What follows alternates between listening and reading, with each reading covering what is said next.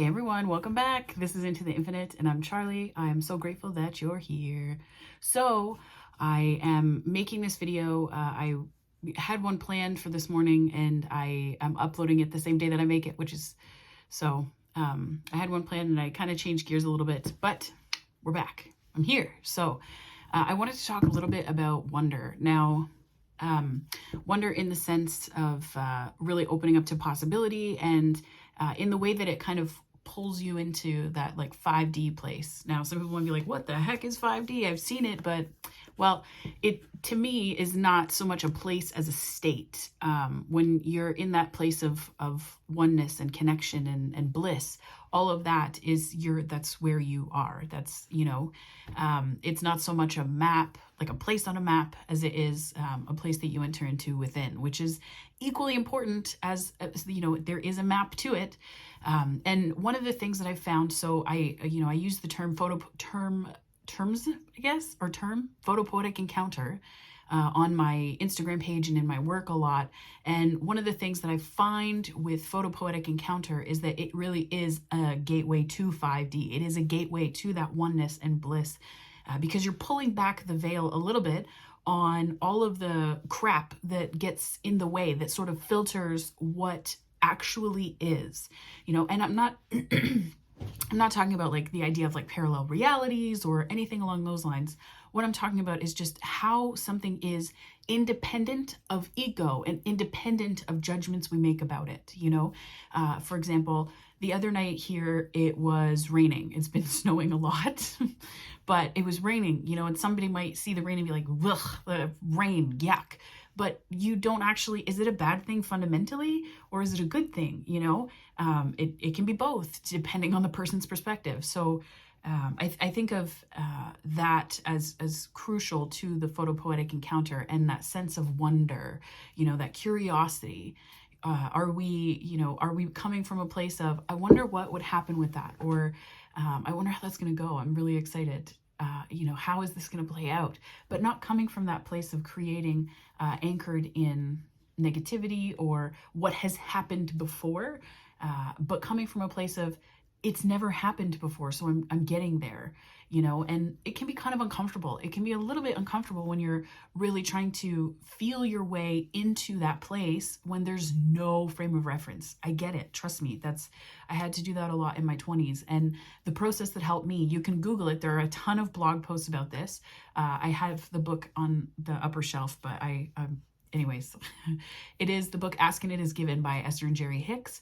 And the process in the book, which I recommend reading the book in general, but when I was in my 20s, that book was so, so important to restructuring the way that I think about things and think about things in terms of the polarization, the black and white, the binary, right? So segment intending is the process that I highly recommend looking up. So it pulls you into a place of possibility, because when you're used to, I'm sure that the metaphor has been used, but it's like the Grand Canyon, right? It has been carved over time by water, which doesn't seem like the most intense element, but it's so soft and it's in the way that it moves and shapes things. So a good way to think about the segment intending process is when used over time enough, you really start to see the possibilities that are available to you beyond what has happened before. And you realize, you begin to realize at least, that you do not need the past to define you now. It can some days, and some people are in that place more than others, which is okay. It is what it is, right? But for me personally, I prefer more, not even future focused, but just being here, or as Ram Dass's book, be here now. Like that presence comes from the ability to be open to what maybe you haven't experienced before. So I think that that's a really amazing process, and there are many more in the book. They have the focus wheel process, which is another one that I recommend. But I wanted to give you some tools because Photopoetic Encounter seems like it sounds very proprietary and all of that. But what it really is pulling you back into the moment so that you can hear from here, not here. And I get caught up in this too. I'm not exempt at all. And especially as I've been putting content together here, I get caught up in someone says, oh, well, that's a great one. This is, and then you pull into the direction of that when you're really wanting to go to another direction, like I've been wanting to explore tarot cards on here because I love reading them. I have a ton of decks there. The shelf is a mess, but I have a lot. Like, it's an interest of mine that I've been interested in since I was about 16. And that's a while ago now, mid-30s. So it's been a while, but that all of these things I've wanted to explore. So I still get caught up in the track of the past as opposed to the one where I'm going. And it's pulling back in wonder, pulling back in that sense of curiosity and asking questions, not to find out the answer, but asking because it allows you to expand what's possible. It allows you to grow here because you're really, and not grow here as in think new thoughts, but think thoughts here first, feel them, and then let them, grow here, as it were, without getting attached to them necessarily. In a lot of ways, it helped me to understand that, there are things available like university, there are things available like grad school, there are things available to me, like jobs that help me live, and pay bills without the constant struggle, right? It's helped me to realize that these things are available, and the past stories don't matter as much, not because you're hoping, not because you're pulling at the new, because you're so you're like, oh, I need it. You're really just able to be like, wow, that's available. That's an option too. That's amazing. That's an option too. I think about when I got my first car. It was really, it was a moment, right? It was a moment because it represented freedom in so many different things. And that was fairly recent, right? So, and it was, I feel like game changer is so overused and it's like a buzzword now. But I feel as though that moment was pivotal because it really helped me to understand that the only thing that limits you, me, us, the only thing that limits us really is how we see possibility. We can't always predict how amazing things are going to be because they will blow you away every time. What I do find though is that it helps to give you an idea of how good it could be. So that on the days where you're like, for a moment or more, it allows you to shift to another thought easily because you've already put the thought in your mind, right? It never occurred to me in my 20s that I could have a car because, and it sounds like something so basic, and in some ways I'm like, ooh, I don't necessarily like admitting that because it feels weird, but in my 20s, I didn't conceive of it that way because, my mother didn't have a car and we weren't like well-to-do at that point. Now the story shifted for me, and I feel the abundance coming and growing and changing and all of those things. But when I was in my 20s, it was a big deal because I never thought that I would get one. I had my license, sure, but it just didn't seem like it was possible. And then when you start to do those processes and you really start to expand what's possible for you and come from that place of wonder and curiosity, well, it hasn't been like that before, but I wonder what it would be like. It may not have been that way previously, but I wonder how good it would feel, And I find myself doing this, thinking about relationships and things like that. There are times where like I will envision, what this is like one of my weaknesses, I guess, but weaknesses just in terms of it, like, oh, it just turning me to mush.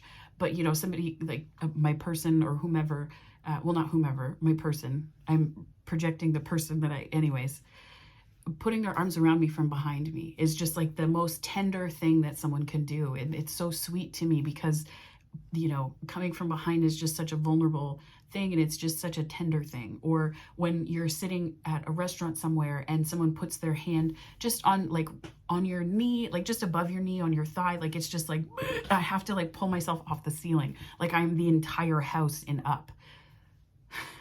So there's an image for you. But those things wouldn't be apparent if you hadn't first thought them, right? And those things come to you in different ways, but don't let your circumstances dictate what's possible.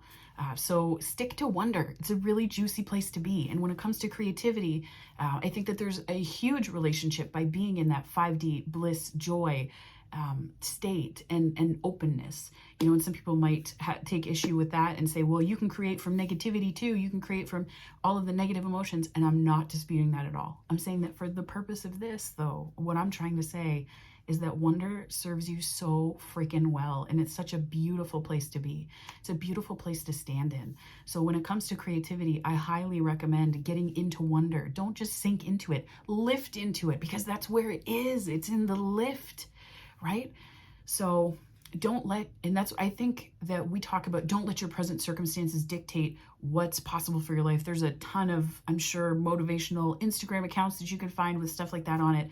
I think, though, that the nitty gritty and the tools come from understanding that it begins with your thoughts. It begins with where your focus is. So if you're constantly going, well, my experience has been this, and I don't know, people don't feel safe to me. Well, people won't feel more safe if you don't have the ability to think about people and things differently, right?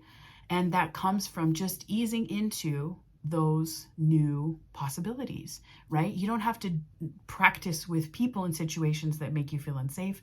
Start up here and here, mostly here though, you know, because up here, it can run away with you, you know? I keep hearing the words, the dish ran away with the spoon.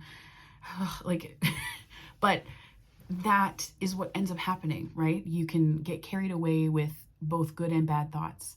And I think that keeping them grounded, obviously, and, you know, in something tangible is helpful. But don't let what is around you now and what has been stop you from what might be, you know? So stink into the possibility. Sink into the possibility, my friends. It is so freaking juicy. It's so good. And I promise you that there are wonderful things on the other side of it. So, you know, 5D and creativity, they are, in many ways, I feel like they're the same thing. You know, they are quite the same. When you are in that place of joy and you're in that place of freedom, there's very little that compares, because you get ideas that you didn't even think of, you know. People would look at some of my work ethic, and I do work very hard, but I also ascribe to the 80-20 rule, you know. 80% of the work can get done in 20% of the time. Don't rely on that always, you know. You've got to work it, you make a plan and stick to it. But there's also, when you're in that 5D place, it just flows. You know, I think about the 111 Candles poem. That video came together in an hour. That poem came together in 15, 20 minutes. It was not like, and then editing didn't take much. Like it just, because you're in joy, right? So be in that place. And I know I'm working on that too. We all are, right? So yeah, so stay tuned. There's going to probably be different things I'm doing with this channel too, that move away from kind of talking at you and more into teaching and showing you different tools that I've learned, as opposed to just like this. So stay tuned for that. I have the wonderful opportunity to go visit my granny this weekend. You know, I'm really excited for that, because I love her so much. And yeah, I'm so pumped to see everybody. So I will probably, you may see the background as slightly different while I'm there, but it's still home to me. So I am pumped that that will be, that is in just a few hours. Yeah, just a few. I'm making the drive. So I hope that all of you have that kind of love-filled, delicious weekend with your people or with friends, with whomever you identify as your people. And I will see you in the next video. Have a fantastic weekend, my friends.